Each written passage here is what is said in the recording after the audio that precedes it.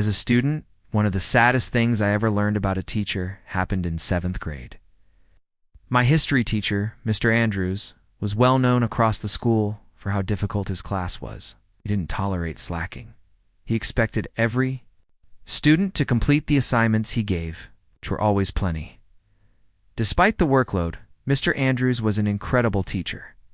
He consistently went beyond the standard curriculum and delivered lengthy, energetic lectures that made even the strangest topics engaging without ever losing our attention. He truly knew his subject, which isn't something you see often in public middle schools.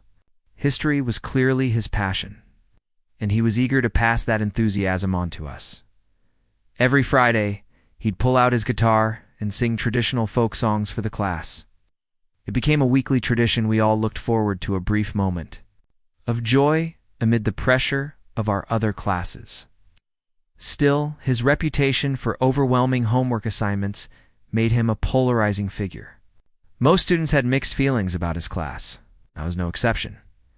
Near the end of the school year, something unexpected happened.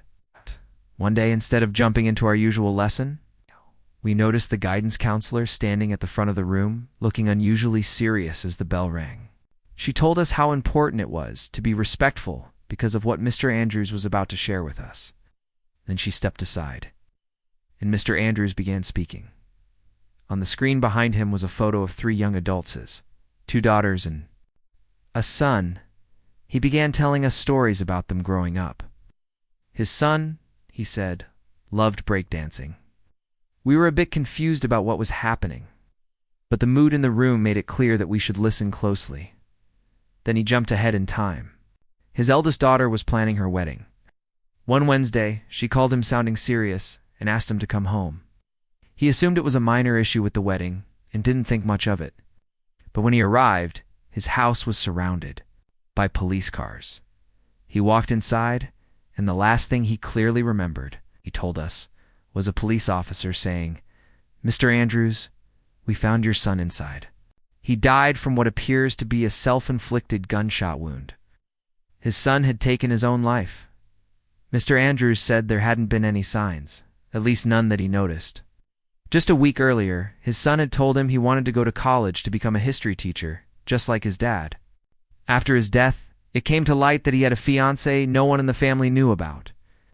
Even she was blindsided. As Mr. Andrews told us the story, I sat there frozen. I couldn't speak or even move. I could feel the weight in his voice and recognize which moments were the hardest for him to recount, where his voice cracked, or he took a long pause before continuing. It was clear some memories would never leave him, even though it caused him pain. Mr. Andrews chose to share his story with students each year.